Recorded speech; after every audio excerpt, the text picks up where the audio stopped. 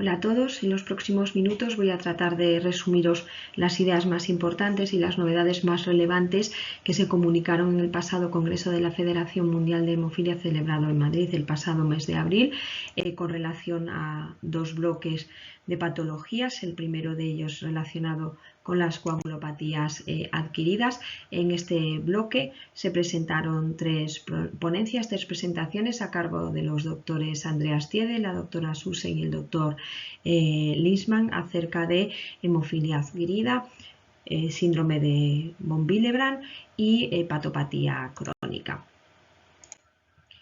En este bloque de coagulopatías adquiridas se hizo especial hincapié en la importancia que tiene la clínica hemorrágica como un síntoma muy frecuente en cualquier paciente, fundamentalmente en los pacientes hospitalizados, siendo necesario un alto índice de sospecha y un equipo de profesionales especializados y con conocimientos avanzados y la disponibilidad de técnicas diagnósticas en hemostasia y trombosis. Como veis señalado en la pantalla de vuestro ordenador, las tres patologías fundamentales sobre las que versó este bloque de coagulopatías adquiridas y, como mencionaba previamente, fueron la hemofilia adquirida, con especial hincapié en el concepto más novedoso de incorporar dentro del esquema terapéutico la profilaxis con emicizumab en estos pacientes. En cuanto al síndrome de von Willebrand o la enfermedad de von Willebrand adquirida, se hizo especial hincapié en el manejo de la cirugía y el sangrado, y con relación a la hepatopatía y las alteraciones de la hemostasia, fundamentalmente el doctor Lisman realizó una brillante revisión de la fisiopatología y de las alteraciones de la hemostasia en el paciente con hepatopatía, fundamentalmente con hepatopatía crónica, siendo relevante la ausencia de la correlación de los parámetros del estudio básico de hemostasia con el sangrado en estos pacientes. En la primera de las presentaciones, que corrió a cargo del doctor Andrea Astiede con respecto a la hemofilia adquirida, se recordaron los aspectos más básicos acerca de la epidemiología y el diagnóstico de esta enfermedad. Ya sabemos que es una patología muy poco frecuente, con una distribución bimodal en cuanto a la edad, siendo más frecuente a partir de la séptima, octava década de la vida, pero con un pico de edad en torno a la tercera, cuarta década de la vida en los pacientes de género femenino, coincidiendo con una mayor prevalencia, una mayor incidencia de hemofilia adquirida en el contexto de la gestación y el posparto. Aunque existe una etiología asociada con frecuencia a patología inmune o tumoral, pues la mayoría de los diagnósticos no se encuentra, o son idiopáticos, o no se encuentra una patología subyacente, y es muy importante recordar el retraso diagnóstico que impacta directamente en el pronóstico de estos pacientes. En cuanto al diagnóstico de laboratorio, pues se recordaron los principios básicos basados en el test de mezclas para el TTPA, con la ausencia de corrección tras la incubación dependiente de tiempo y temperatura, niveles bajos de factor 8 que en un paciente que asocia clínica hemorrágica debe hacernos pensar en una hemofilia adquirida. Desde el punto de vista del tratamiento, sabemos que la base del tratamiento pivota en dos aspectos fundamentales, que son el tratamiento hemostático de la clínica hemorrágica concomitante, en donde el tratamiento de primera línea son los agentes bypass, bien factor 7 recombinante activado o los concentrados de complejo protrombínico, pudiendo emplearse en algún caso el factor 8 recombinante porcino. Acceso a este fármaco está más restringido. Por supuesto, como fármaco de segunda línea, los concentrados de factor 8 de origen humano con menor rentabilidad por un mayor aclaramiento, y en aquellos pacientes con sangrado leve, pues la opción de utilizar de manera coadyuvante o incluso en monoterapia el ácido tranexámico.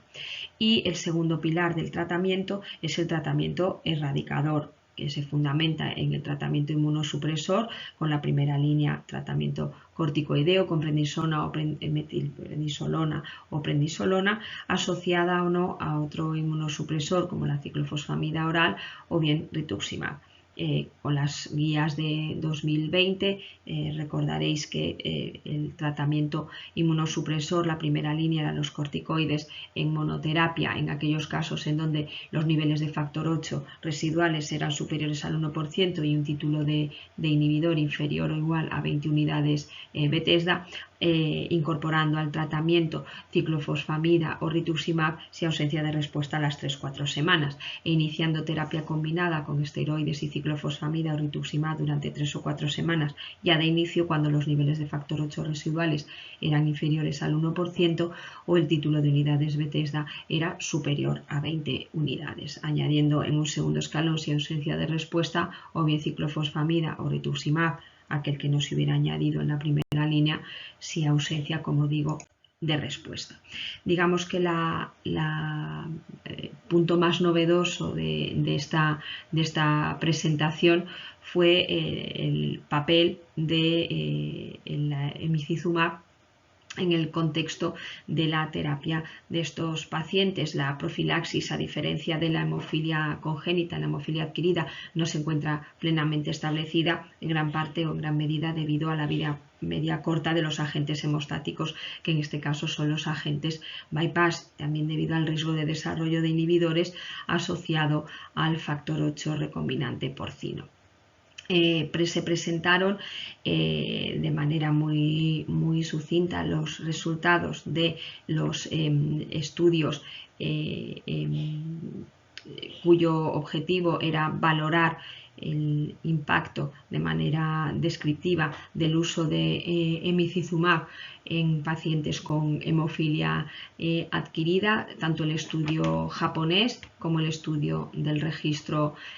alemán y austríaco, y no se presentaron los resultados puesto que el estudio todavía está en marcha del estudio americano. Como veis, el esquema de dosis de carga y mantenimiento difiere un poquito de la hemofilia congénita y el tratamiento con emicizumab una vez iniciado era suspendido cuando se alcanzaba remisión completa en el caso del estudio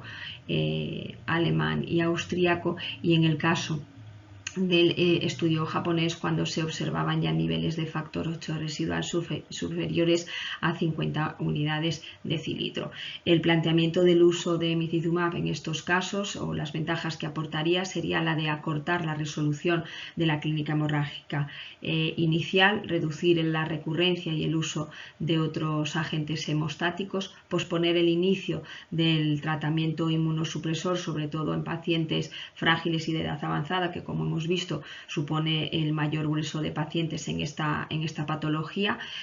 plantear la posibilidad de una profilaxis a largo plazo de manera crónica en aquellos pacientes en los que no se consigue alcanzar la remisión completa, y facilita además la posología o la vía de administración subcutánea el manejo ambulatorio de estos pacientes. Los inconvenientes que podría tener, no obstante, este tipo de tratamiento sería el tiempo hasta alcanzar las concentraciones efectivas del fármaco en pacientes que, como sabemos, debutan la mayoría de ellos con clínica hemorrágica y en ocasiones con clínica hemorrágica que puede ser grave o de compromiso vital. La interacción que puede tener con los agentes bypass desde el punto de vista tanto del riesgo trombótico, que esto es algo ya que pues probablemente, y por lo que hemos aprendido en la hemofilia congénita, está más o menos controlado, y la posibilidad de aparición de anticuerpos antifármaco. Al mismo tiempo, la interferencia con la detección de laboratorio de las técnicas empleadas y la medición de los niveles residuales de factor 8, y otros dos aspectos importantes son que desconocemos la seguridad de este fármaco en un contexto donde sabemos que hay un segundo pico de prevalencia como es el embarazo y el puerperio, y que en la cirugía pues la eficacia es desconocida. En los estudios que se presentaron, sí que en cuanto a la eficacia se observaron 0 sangrados mayores en el estudio japonés y 0 sangrados en el 70% de los pacientes del estudio alemán y austríaco, una TVP asintomática en el estudio japonés y 2 eventos trombóticos en el estudio alemán y austríaco, donde se observó además una supervivencia a los 6 meses del 91%. Por lo tanto, puede suponer estos datos o este planteamiento un cambio de paradigma en cuanto a la actitud terapéutica en la hemofilia adquirida, de manera que ya no dispondríamos de dos patas en ese manejo, enfoque terapéutico, sino que además del tratamiento hemostático como primer pilar terapéutico en este tipo de pacientes, tendríamos un segundo pilar que sería el tratamiento profiláctico con emicizumab, sobre todo en aquellos pacientes frágiles, de edad más avanzada, de mayor riesgo de desarrollar complicaciones infecciosas en el contexto del tratamiento inmunosupresor y que permitirían de alguna manera demorar el inicio de la inmunosupresión hasta estabilización de estos pacientes para, de manera secuencial y en un tercer momento, iniciar el tratamiento erradicador inmunosupresor con los esquemas empleados hasta el momento. Como conclusiones, el doctor Retiede vuelve a hacer hincapié en que el retraso diagnóstico en esta patología contribuye a la respuesta al tratamiento y por lo tanto al pronóstico, que es importante diferir cualquier tipo de cirugía o procedimiento invasivo programado hasta la estabilización del paciente y su clínica hemorrágica, que la profilaxis con emicizumab y los resultados de los que disponemos hasta ahora han mostrado una baja tasa de sangrados intercurrentes. En cuanto a la seguridad, pues parece que su uso es seguro en el contexto de los pacientes con hemofilia adquirida y que la supervivencia a 6 meses es superior al 90%. Debemos de seguir teniendo presente que debemos de ser muy cautos en cuanto al empleo del tratamiento inmunosupresor en el paciente frágil y de edad avanzada, principalmente no solo por el riesgo hemorrágico, sino por el riesgo infeccioso asociado a estas terapias. En cuanto a la segunda presentación de este bloque, que corrió a cargo de la doctora Susen, acerca del síndrome de von Willebrand adquirido, hizo un recordatorio de las principales causas y mecanismos fisiopatológicos, siendo la principal etiología las discrasias de células plasmáticas y los procesos linfoproliferativos. En segundo lugar, la patología cardiovascular en el contexto de la presencia de valvulopatía como la estenosis aórtica y el uso de dispositivos como el ECMO y los dispositivos de asistencia ventricular. Y en tercer lugar, las neoplasias mieloproliferativas crónicas. En cuanto a los mecanismos fisiopatológicos, como podéis ver en la ilustración, se enumeraron los distintos mecanismos descritos. En cuanto a la posibilidad de que el síndrome de von Willebrand adquirido se desarrolle en el contexto de la presencia de inmunocomplejos, de anticuerpos que se unen al factor von Willebrand y suponen un incremento del aclaramiento o una inhibición de su función. En el contexto de la patología cardiovascular, como hemos dicho previamente,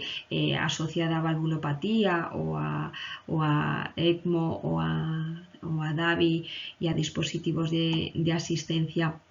ventricular, el síndrome de von Willebrand adquirido se produce fundamentalmente por la pérdida de multímeros de alto peso molecular de factor von Willebrand, que se genera por las alteraciones hemorreológicas y del flujo en el contexto de estas cardiopatías y del uso de estos dispositivos. Y un tercer mecanismo que sería la absorción del factor von Willebrand sobre las células neoplásicas o las células patológicas, que daría lugar a la retirada de la circulación del factor von Willebrand.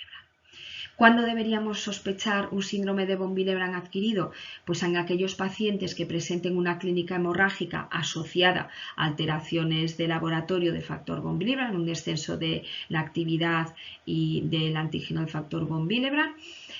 o bien en pacientes con patología asociada a síndrome de von Willebrand que precisan cirugías y o procedimientos invasivos de alto riesgo hemorrágico. Es decir,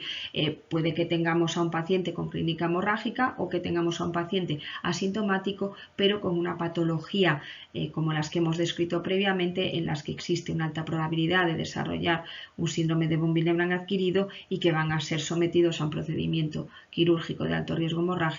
y en los que es de interés el testar la presencia o no de esta patología. ¿Qué estudios deberemos realizar? Por supuesto, un estudio de perfil de laboratorio de enfermedad de von Willebrand antigénico, funcional y niveles de factor 8 coagulante e investigar en aquellos casos en los que no exista patología conocida la posibilidad de una etiología subyacente realizando un hemograma, un proteinograma más una electroforesis para descartar discrasias de células plasmáticas con una ratio de cadenas ligeras, y en aquellos casos en los que exista la sospecha de una patología cardíaca o seamos conocedores de que el paciente es portador de un dispositivo de asistencia ventricular, pues una evaluación cardíaca que puede incluir la realización de un eco cardíaco. En aquellos casos en los que se precise la realización de una cirugía o un procedimiento invasivo en el contexto de un paciente que hayamos diagnosticado de un síndrome de von Willebrand adquirido, ¿cómo debemos actuar? La primera medida será siempre la de tratar de corregir y tratar, valga la redundancia, la patología subyacente. Y en segundo lugar, demorar en la realización del procedimiento quirúrgico hasta la resolución del síndrome de von Willebrand adquirido, que irá en paralelo a la resolución y a la respuesta de la enfermedad subyacente. Pero puede darse la circunstancia de que se trate de una cirugía no diferible o de que el tratamiento de la causa subyacente no sea posible o no sea efectiva, o estemos hablando de un periodo prolongado en el tiempo y por lo tanto sea necesario establecer un tratamiento para poder llevar a cabo este tipo de cirugías o procedimientos invasivos con el menor riesgo hemorrágico posible. Los principios del tratamiento del sangrado o de la cirugía en el paciente con von Willebrand adquirido va a ser el enfoque y el manejo multidisciplinar, como en la mayoría de las coagulopatías, tanto congénitas como adquiridas, realizando una adecuada estratificación del riesgo trombótico y el riesgo hemorrágico. El régimen de tratamiento en cuanto a la dosis, tipo, frecuencia y duración va a depender del tipo de cirugía exactamente igual o de una manera muy similar a las formas congénitas, de manera que como conceptos generales trataremos de mantener unos niveles de factor von Willebrand funcional, de cofactor de ristocetina y de factor 8 coagulante superiores al 50%, pero inferiores al 200% para tratar de modular el riesgo trombótico. Siempre que sea posible, deberá investigarse la respuesta a las diferentes opciones terapéuticas, que como comentábamos, el manejo va a ser muy similar a las formas congénitas, y de la misma manera que planteamos la realización de un test de respuesta a la desmopresina en pacientes fundamentalmente con formas leves tipo 1, pues en este tipo de pacientes con formas adquiridas en donde se va a realizar una cirugía programada, tiene interés el realizar el test de respuesta a la desmopresina valorando la respuesta a los parámetros de enfermedad de von Willebrand a los 30 minutos, a la hora, a las 2 y a las 4 horas. Asimismo, hemos comentado previamente que uno de los mecanismos fisiopatológicos puede ser el incremento del aclaramiento por la formación de inmunocomplejos de factor von Willebrand, con lo cual puede ser interesante determinar la farmacocinética y la velocidad de eliminación del factor von Willebrand una vez administrada una dosis de 50 unidades kilo y hacer una medición a los 30 minutos, 1, 2 y 4 horas, ya que si este aclaramiento no es demasiado acelerado, podría ser una opción terapéutica en determinado tipo de procedimientos. Y la tercera opción terapéutica que se puede emplear en monoterapia o en combinación con factor von Willebrand sería la administración de inmunoglobulinas intravenosas, que bloquea el receptor Fc y retrasa el aclaramiento de los complejos factor von Willebrand anticuerpo. Los diferentes tipos de tratamiento de los que disponemos y en base a la etiología lo veis en la tabla adjunta. Sobre todo vamos a centrarnos en la causa más frecuente, que sería la asociada a las gamapatías monoclonales de significado incierto, tanto IgG como IgM, donde veis que pues las opciones terapéuticas pasan por el empleo de los concentrados de factor von Willebrand o desmopresina, aunque en este sentido hay poquitos casos reportados en cirugía menor. La administración de inmunoglobulinas intravenosas, que se recomienda iniciar 24 horas antes de la intervención para ir alcanzando ya unos niveles adecuados asociados a concentrados de factor von Willebrand si los niveles previos al procedimiento invasivo son inferiores al porcentaje mínimo objetivo establecido, la administración de factor 7 recombinante activado si el tratamiento previo no ha sido efectivo y valorar, por supuesto, el tratamiento de la gammapatía o mieloma múltiple en estos casos. También, como veis en la tabla adjunta, se contempla la posibilidad ante sangrados o clínica hemorrágica muy grave o procedimientos quirúrgicos de alto riesgo y en función de la situación de la discrasia de células plasmáticas y el componente monoclonal, la realización de plasmaféresis para la retirada de la paraproteína y del componente monoclonal patológico. Como conclusión, el manejo de la enfermedad de von Willebrand adquirida supone, por lo tanto, un reto hemostático que requiere identificar las causas subyacentes y los mecanismos asociados, evaluar la mejor opción terapéutica y, si tenemos opción, realizar un análisis de la respuesta previa y la posibilidad de realizar controles analíticos frecuentes que permitan llevar a cabo una terapéutica sustitutiva lo más ajustada posible a los niveles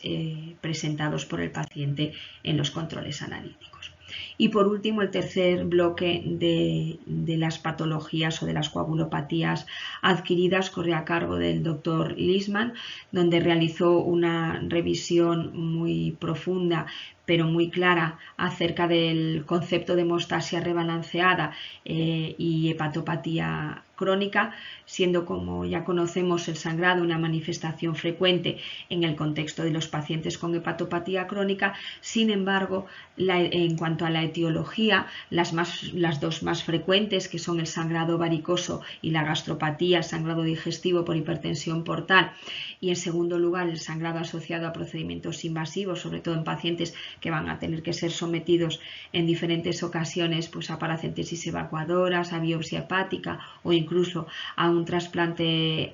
hepático. Estas dos etiologías, a diferencia de la tercera en frecuencia, que sí que se debe a un fallo hemostático y que se refleja clínicamente sobre todo en la aparición de equimosis cutáneas, epistaxis o sangrado posexodoncia, las dos más frecuentes, como veis, no son debidas a fallo en el sistema de la hemostasia. Lo que más nos suele preocupar en nuestra práctica diaria es qué sucede con el riesgo hemorrágico y los procedimientos invasivos en pacientes con una hepatopatía crónica, en donde sabemos que ni el INR, ni el tiempo de protrombina y tampoco el recuento plaquetario, aunque sí son un indicador de gravedad de la hepatopatía, no predicen el riesgo hemorrágico. Sabemos que en estos casos el sangrado espontáneo es poco frecuente, en forma de equimosis, gingivorragia controlable o sangrado menstrual abundante, y que el riesgo hemorrágico real, después de haber estudiado múltiples series de pacientes asociado a procedimientos invasivos en el contexto del paciente con hepatopatía crónica, es bajo, inferior al 5%, y que de hecho la incidencia de sangrado mayor en pacientes con hepatopatía crónica es inferior al 1%. Esto se debe a lo que ya venimos conociendo desde hace unos cuantos años acerca de la fisiopatología de la hemostasia en la hepatopatía crónica, donde sabemos que existe un equilibrio balanceado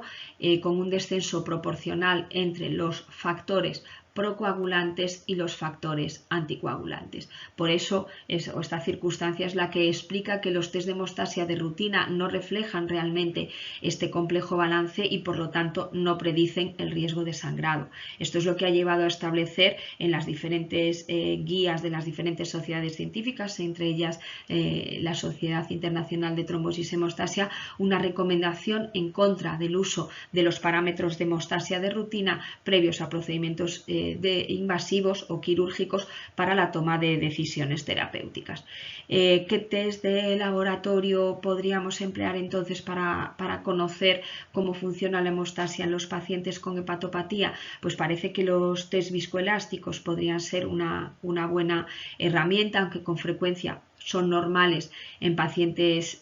con hepatopatía que incluso presentan trombocitopenia o un tiempo de protrombina patológico, y su uso sí que parece que en estos momentos, con los datos que tenemos y la evidencia científica, queda restringido sobre todo al contexto del trasplante hepático y en cuanto a poder llevar a cabo una política transfusional restrictiva en el contexto de este tipo de cirugía. ¿Cómo vamos a plantear entonces la prevención del sangrado ante un procedimiento invasivo en estos pacientes en los que estamos hablando que tienen un equilibrio hemostático balanceado? Pues de entrada no vamos a indicar la transfusión profiláctica de ningún hemoderivado. Digamos que el principio fundamental en estos pacientes es el de not to treat, no corrección previa de los parámetros básicos de hemostasia como el tiempo de protrombina o la trombocitopenia. Es necesario tener en mente esa política transfusional restrictiva, ya que sabemos que la transfusión aumenta la presión portal y de manera secundaria a ese volumen transfusional, y ese aumento de la presión portal puede de hecho aumentar el riesgo hemorrágico. Por lo tanto, debemos ser restrictivos en cuanto al volumen a administrar en estos pacientes, y las medidas preventivas van a pasar por realizar una cuidada hemostasia local, tratando de minimizar en la medida de lo posible los riesgos hemorrágicos asociados a las técnicas quirúrgicas. En aquellos pacientes o en aquellas situaciones en donde prevalece el contexto de la hipertensión portal, la utilización de otros fármacos no hemostáticos y de técnicas endoscópicas que van encaminadas a la ligadura de varices para minimizar ese riesgo hemorrágico. Y en aquellos casos en donde el sangrado o el procedimiento tenga lugar en lechos en donde la causa fundamental del sangrado pueda ser el fallo hemostático, pues el control de otras circunstancias asociadas, como es optimizar la función renal, manejar y prevenir el desarrollo de infecciones, y en aquellos casos que puedan existir la toma concomitante de fármacos antitrombóticos, pues realizar un buen ajuste o retirada de los mismos en función del tipo de procedimiento. Cuando hablamos ya de un sangrado instaurado, ya no hablamos de prevención del sangrado, sino de tratamiento del sangrado en el contexto de procedimientos invasivos, la primera medida va a ser el tratamiento local y el manejo de las comorbilidades. Es prioritario identificar la lesión local para poder llevar a cabo un tratamiento local del mismo. En aquellos casos, como comentábamos, de hipertensión portal y sangrado digestivo, la ligadura de varices va a ser la primera línea de tratamiento, teniendo presente siempre una política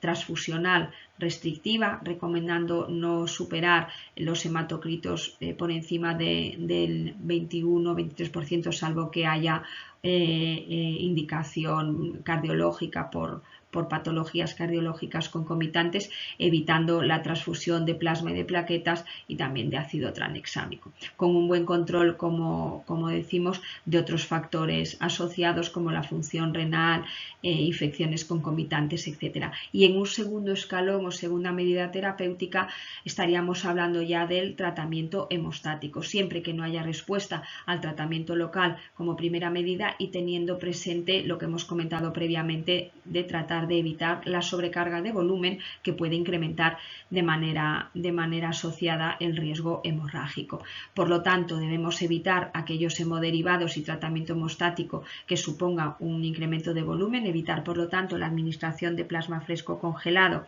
y plaquetas, pudiendo optar por otras medidas como el tratamiento antifibrinolítico, los concentrados de fibrinógeno o los concentrados de complejo protrombínico. Aquí, para terminar con este bloque, aunque fueron numerosos los pósters con interés en este sentido, pero sí que de los que me han parecido más interesantes, o por la información o por el volumen de pacientes, son los que podéis ver en pantalla. En primer lugar, la revisión de 5 centros de Portugal en cuanto a hemofilia adquirida, una revisión de los pacientes con hemofilia adquirida en 18 años en 5 centros, como digo, de Portugal, un total de 70 pacientes, en donde bueno, pues las variables que se analizaban venían a corroborar pues lo ya observado en la literatura, con un tercio de los pacientes en donde el diagnóstico era realizado más de una semana después de instaurados los síntomas, y hasta un tercio de las muertes provocadas por complicaciones infecciosas. Otro de los pósters que me parece interesante es esta experiencia italiana de 2 centros en cuanto a hemofilia adquirida observada en el periodo posparto. Y en cuanto a hemofilia adquirida también, aunque no entran en mucho detalle tanto de parámetros clínicos como analíticos, pero sí que es el único que hacía referencia al uso clínico de emicizumab en 3 pacientes con hemofilia adquirida en un centro de la India. Y por último, este póster que hace referencia al manejo de 2 pacientes con gammapatía monoclonal de significado incierto que asociaban síndrome de von Willebrand adquirido. Pasamos al segundo bloque de patologías que me corresponde resumiros, que son el avance en el manejo de los Rare Bleeding Disorders o RBDs. En este bloque se expusieron cuatro presentaciones que a continuación voy a tratar de resumiros, teniendo en cuenta, bueno, pues que ya sabemos que los RBDs representan un grupo muy heterogéneo de enfermedades con un perfil clínico muy variable y que representan el 9% de todos los pacientes que presentan un trastorno hemorrágico. Dentro de estas patologías hemorrágicas poco frecuentes, pero representando el segundo trastorno hemorrágico hereditario más frecuente, se encuentra la telangiectasia hemorrágica hereditaria o enfermedad de Rendu-Osler-Weber, 1 de cada 5.000 personas. Como tercera entidad que fue tratada en estas ponencias o en este bloque están los trastornos de la función plaquetar, los trastornos hereditarios de las plaquetas, altamente complejos desde el punto de vista diagnóstico, lo que hace que sea muy complejo conocer su prevalencia real. Con frecuencia en este tipo de trastornos se utiliza una estrategia diagnóstica secuencial, como podéis ver a continuación. Ni voy a tratar de resumirla ni detallarla, tenéis la referencia bibliográfica si la necesitáis, y que además, bueno, pues la cuestión que plantea desde el punto de vista práctico es que puede ser perfectamente adaptable y adaptada a las necesidades y a las diferentes opciones diagnósticas de las que se disponga en cada centro. Hacer hincapié en que los estudios de cortes y los registros internacionales son los que han permitido conocer en los últimos años, tener un mayor conocimiento e información acerca de los RBDs, aunque existen, como veremos a continuación, todavía cuestiones relacionadas con el manejo óptimo en estos pacientes. La primera de las presentaciones corrió a cargo de la doctora Flora Peibandi en el contexto de los RBDs y haciendo especial hincapié en los concentrados de factor y el futuro del tratamiento. Ya hemos mencionado que los RBDs no pueden ser considerados un trastorno único, que viene marcado además por la enorme variabilidad clínica y por una falta de correlación entre los niveles de factor y la clínica hemorrágica, principalmente en la deficiencia de factor 11, donde hay una pobre correlación entre los niveles de factor y la sintomatología hemorrágica, y una débil correlación en las deficiencias de factor 5 y factor 7. En cuanto al tratamiento, pues la primera línea de tratamiento de lo que hemos dispuesto hasta ahora y seguimos disponiendo es la reposición del factor deficiente, o bien a través de concentrados específicos recombinantes o derivados plasmáticos, o bien de concentrados de complejo protrombínico con los concentrados de factores activados que pueden ser empleados en la deficiencia de factor 10 y factor 2, no disponiendo de concentrados específicos ni para la deficiencia de factor 5 ni para la deficiencia de factor 2 en estos momentos. En el contexto del tratamiento y extrapolando el concepto de profilaxis de los pacientes con hemofilia, en la fibrinogenemia, en el déficit grave de factor 7, de factor 10 y de factor 13, sobre todo por su asociación con el sangrado intracraneal y las pérdidas fetales, la profilaxis se contempla como una opción de manejo en estos pacientes. No voy a entrar en detalle en esta diapositiva, pero veis en la tabla adjunta la prevalencia de los distintos trastornos hemorrágicos poco frecuentes, la asociación o la falta de correlación con la clínica hemorrágica y los niveles de factor y los niveles mínimos de factor necesarios para garantizar la ausencia de clínica hemorrágica, y en la última columna la disponibilidad de tratamiento sustitutivo en cada uno de los trastornos. Como veis, y lo que mencionaba previamente, tanto en la deficiencia de factor 5 como en la deficiencia de factor 2 no disponemos de concentrados específicos del factor deficiente en estos momentos. Además del tratamiento sustitutivo, debemos de contemplar la opción de la administración de un tratamiento coadyuvante en algunos de estos casos, como podría ser el tratamiento antifibrinolítico, sobre todo en el contexto de sangrado asociado a mucosas, el tratamiento con Fibrin Blue desde el punto de vista del tratamiento local de determinadas lesiones, los anticonceptivos hormonales, sobre todo en el contexto obviamente del sangrado menstrual en mujeres afectas de RBDs, y el tratamiento con desmopresina, que podría ser de utilidad en algunos trastornos plaquetarios y en la enfermedad de von Willebrand.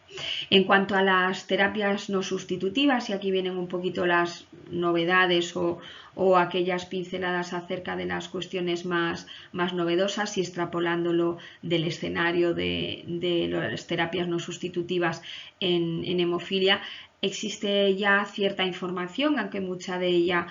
proviene de experiencias in vitro y no in vivo, acerca, por ejemplo, del uso de los inhibidores de los anticoagulantes naturales como terapia no sustitutiva, por ejemplo, en el caso de fitusiran como ARN de interferencia. Como digo, en lo que vamos a describir a continuación se basa en resultados de experimentos in vitro en los que se observa un incremento de la generación de trombina y la normalización de la hemostasia en plasmas deficientes, sobre todo en factor 5, deficiente en factor 7 y deficiente de factor 11, aunque en porcentajes muy descendidos de factor. También existen ya experiencias in vitro acerca del uso de anticuerpos monoclonales frente a la proteína S, como podéis ver aquí en esta gráfica, en esta ilustración. Se observa también un incremento de la generación de trombina en plasmas deficientes en factor von Willebrand, en factor 8, factor 7, factor 9 y factor 11 y factor 13, pero no así en las deficiencias de factor 5 ni de factor 10. Y por último, en cuanto a los mecanismos de inhibición de los anticoagulantes naturales y como anticuerpo inhibidor del anti-TFPI, mastacimab, que ya sabemos que en los ensayos clínicos en pacientes con hemofilia los resultados son muy favorables y prometedores, pues en plasmas deficientes en pacientes con factor von Willebrand, factor 11, se ha visto también un incremento de la generación de trombina, no así en las deficiencias de factor 5 y de factor 7. Otros inhibidores de TFPI como concizumab o inhibidores de la proteína C activada como la serpina C, no hay todavía datos, pero es una de las opciones a plantear de cara al futuro, la necesidad de obtener información acerca del efecto de estos inhibidores de TFPI en pacientes con RBDs. Otra de las terapias no sustitutivas que podrían ser prometedoras en el contexto de los RBDs es la edición genética, sobre todo centrándonos en la tecnología CRISPR, en cuanto a la deficiencia de factor 5 y trastornos plaquetarios, donde sí hay cierta información al respecto, aunque todavía queda mucho por conocer en este ámbito. Y bueno, fuera de los RBDs propiamente, pero sí que fuera también del contexto de la hemofilia, el uso de micizumab en pacientes con enfermedad de von Willebrand tipo 3 con o sin inhibidor, pues también ha mostrado una respuesta hemostática óptima. Pasamos a la segunda presentación del bloque, que corrió a cargo del doctor Cassini en cuanto a los trastornos del fibrinógeno. Realizó un recordatorio acerca de la clasificación o de la reclasificación que en 2018 realizó el subcomité de la ISTH en cuanto a los tipos y subtipos de trastornos congénitos del fibrinógeno, en base principalmente a los niveles cuantitativos de fibrinógeno y la alteración funcional, quedando esta clasificación en pacientes afectos de afibrinogénemia, hipofibrinogénemia, disfibrinogénemia e hipodisfibrinogénemia, con digamos la escala de gravedad en base, como digo, a los niveles de fibrinógeno. Desde el punto de vista de la base molecular y la expresión clínica, cada una de las entidades también difiere entre ellas, de manera que en la fibrinogenemia normalmente lo que suelen existir son mutaciones homocigotas null, y la expresión hemorrágica es una expresión hemorrágica con un fenotipo grave, hematomas musculares, hemartrosis e incluso sangrados intracraneales, mientras que en la hipofibrinogénemia el tipo de mutaciones suelen ser mutaciones null heterocigotas o mutaciones missense, y donde la expresión hemorrágica va a depender directamente de los niveles de fibrinógeno, de manera que aquellos pacientes que presentan niveles superiores a 0,7 gramos por litro habitualmente se encuentran asintomáticos.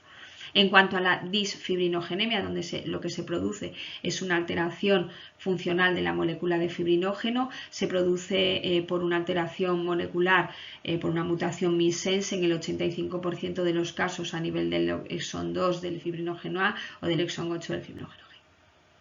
Y con una clínica en donde la mayoría de los pacientes suelen ser asintomáticos al diagnóstico, pero a lo largo de la evolución pueden presentar una clínica heterogénea, donde pueden incluso llegar a alternar dentro del mismo paciente clínica hemorrágica y clínica trombótica. Y por último, en la hipodisfibrinogenemia, los pacientes heterocigotos compuestos es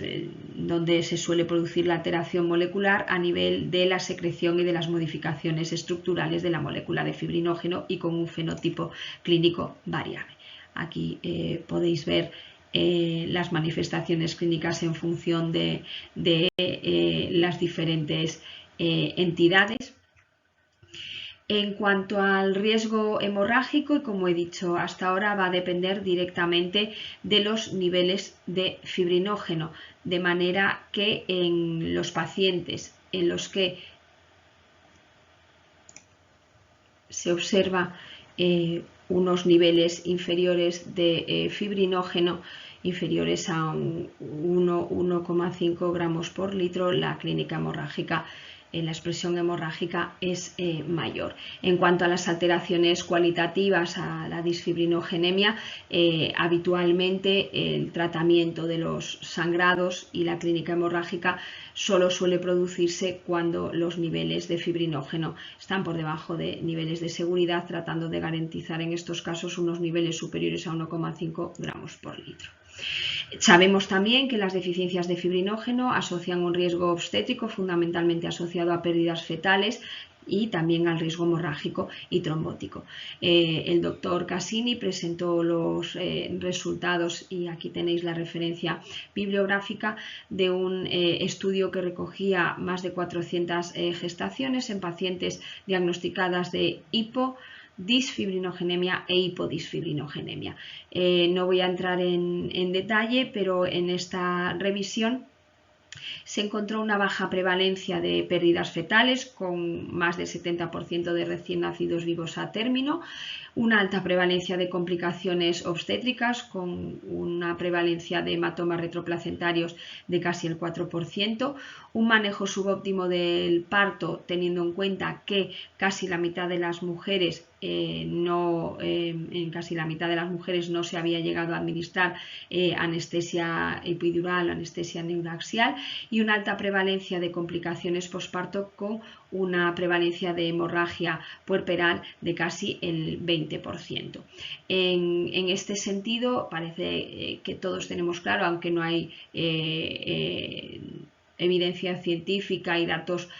claros al respecto, que en aquellos casos de hipo y afibrinogenemia debe llevarse a cabo un tratamiento profiláctico en el contexto de la gestación. Sin embargo, los niveles Valle, tanto a lo largo de la gestación como en el contexto del parto y el puerperio, no están plenamente establecidos, aunque la mayoría de las series y de las guías de recomendación utilizan más de 1 gramo por litro en caso de gestación y más de 1,5 gramos por litro en caso de parto y puerperio. Por eso es necesario el desarrollo de guías que contemplen pues, esos niveles Valle de factor y los niveles mínimos necesarios para que pueda llevarse a cabo una anestesia neuraxial con seguridad y por lo tanto un manejo óptimo de la gestación, parto y puerperio. En cuanto al tratamiento habitual, no voy a entrar en detalle, pero como he mencionado previamente, para los procedimientos invasivos o sangrado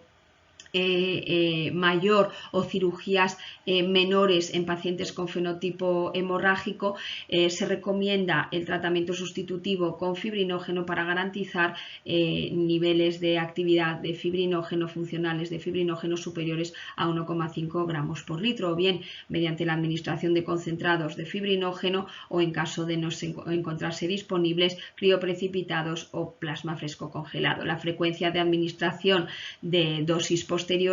va a depender de la expresión clínica y de la necesidad de garantizar una actividad superior a 0,5 gramos litro hasta que se haya producido pues, la curación o la cicatrización de la herida quirúrgica. En el caso de cirugías menores puede contemplarse incluso la posibilidad de tratamiento antifibrinolítico local o sistémico. Como concepto general, en el contexto de la profilaxis en pacientes con alteraciones hereditarias del fibrinógeno, sí que, aunque todavía es necesaria más información, pero parece que existe cierto consenso en el inicio de la profilaxis en la infancia debido a la alta prevalencia de sangrado a nivel del sistema nervioso central, aunque todavía queda por aclarar el potencial riesgo trombótico de la administración de fibrinógeno y bueno, todos esperamos a los resultados del estudio prospectivo del registro de RBDs que posiblemente aclararán un poquito más estos aspectos. La tercera de las presentaciones corre a cargo de la doctora Catherine Hayward en el contexto de los trastornos congénitos de la función plaquetaria. Los más conocidos por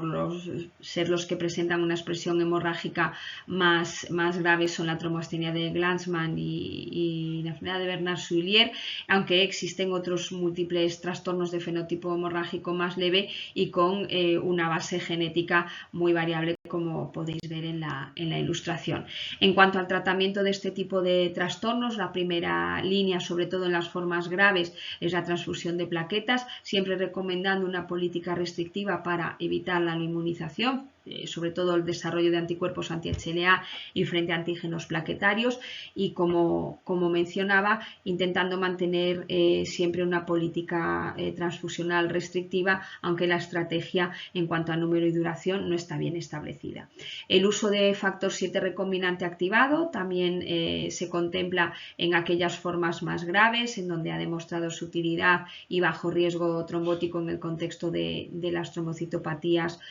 congénitas.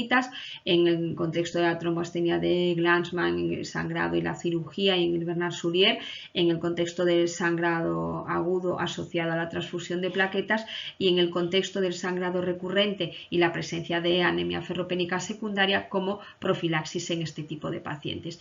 Con respecto a otros trastornos congénitos de la función plaquetaria y el uso de factor 7 recombinante activado, pues existen menos datos.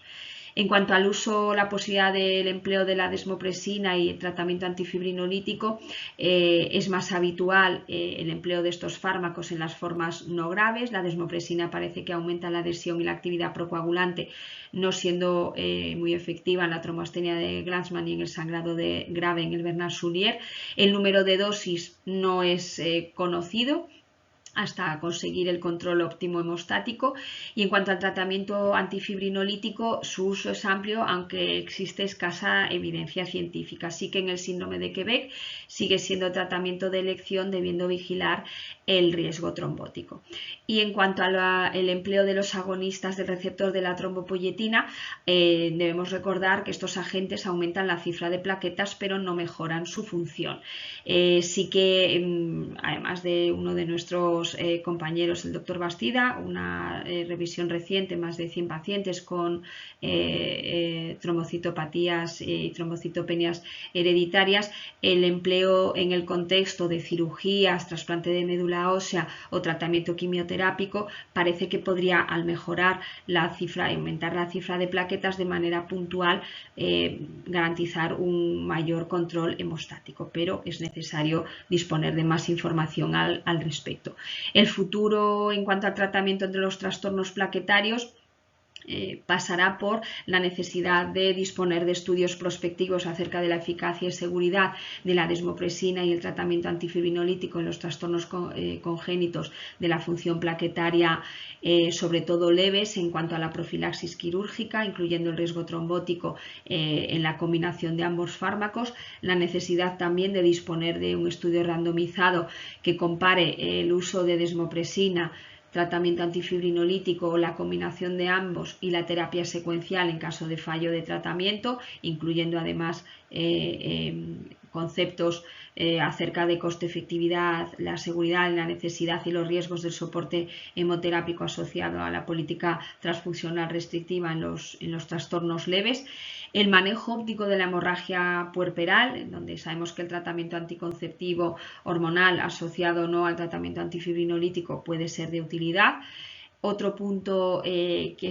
el que es necesario disponer de más información es acerca de la tromboprofilaxis y el tratamiento antitrombótico que pueden precisar estos pacientes en caso de asociar comorbilidades, pues como la cardiopatía isquémica, la fibrilación auricular, etcétera, asociadas a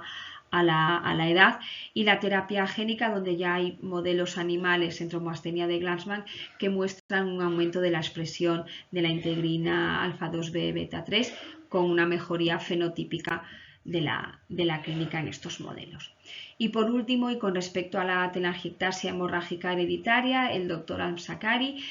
recordó ciertos aspectos generales sobre este trastorno de herencia autosómica dominante, y donde se produce una disregulación angiogénica y la formación de telangiectasias y malformaciones arteriovenosas mucocutáneas y viscerales,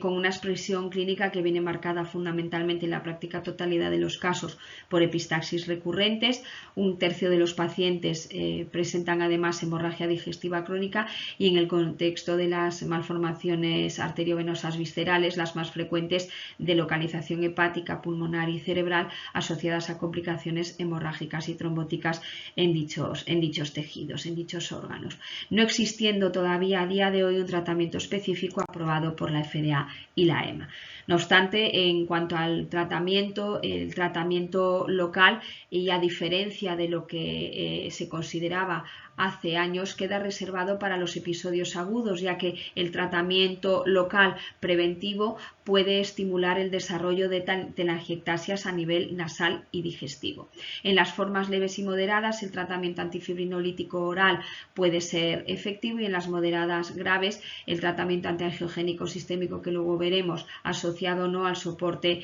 con hierro intravenoso y asociado o no al soporte transfusional, representan el estándar de tratamiento en estos pacientes. Como comentábamos, aunque no existe ningún tratamiento autorizado como tal y específico para este tipo de trastorno hemorrágico, sí que existen terapias en donde se ha descrito su eficacia y efectividad en estudios amplios, y así el tratamiento antifibrinolítico, como veíamos, oral para el manejo de aquellos sangrados leves o incluso leves y moderados, se han presentado como un tratamiento eficaz no asociado a riesgo trombótico descrito hasta el momento. Y en cuanto a las terapias antiangiogénicas, se ha observado también el cese del sangrado y la normalización de la hemoglobina, empleando fundamentalmente dos de ellos, bevacizumab, en donde, a diferencia del contexto oncológico donde ha sido utilizado este anticuerpo monoclonal, no se han registrado episodios trombóticos, y la pomalidomida, que ha presentado menor riesgo trombótico y menos incidencia de desarrollo de neuropatía que su antecesor, la talidomida, y son utilizados ambos dos como tratamiento antiangiogénico en los pacientes con enfermedad de Rendu-Osler. Sin embargo, tanto con respecto a este tratamiento como a otros que podéis ver en la tabla adjunta a la diapositiva, todavía no queda claro, todavía queda por conocer cuál es la dosis óptima a emplear en este contexto en estos pacientes y cuáles podrían ser los efectos a largo plazo de mantenimiento de este tipo de tratamientos. Como conclusiones, el doctor Amsakari planteaba que la telangiectasia hemorrágica hereditaria es un trastorno frecuente que todos conocemos, que condiciona una importante morbilidad y sin terapias aprobadas en la actualidad.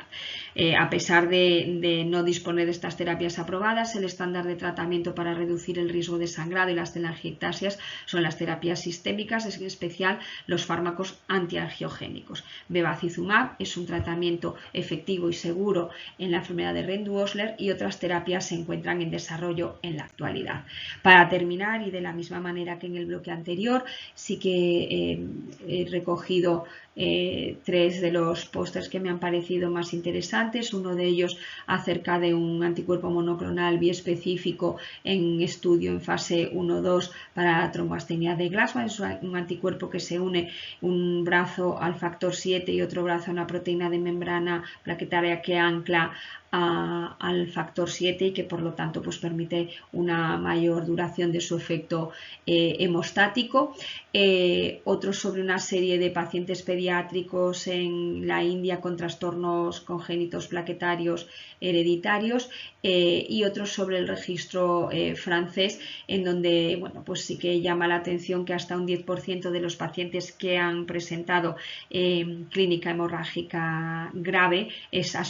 asociada a esta clínica al diagnóstico de un trastorno hemorrágico poco frecuente, de un RBD. Y ya simplemente agradeceros vuestra atención y esperar vernos en el siguiente congreso. Un saludo a todos.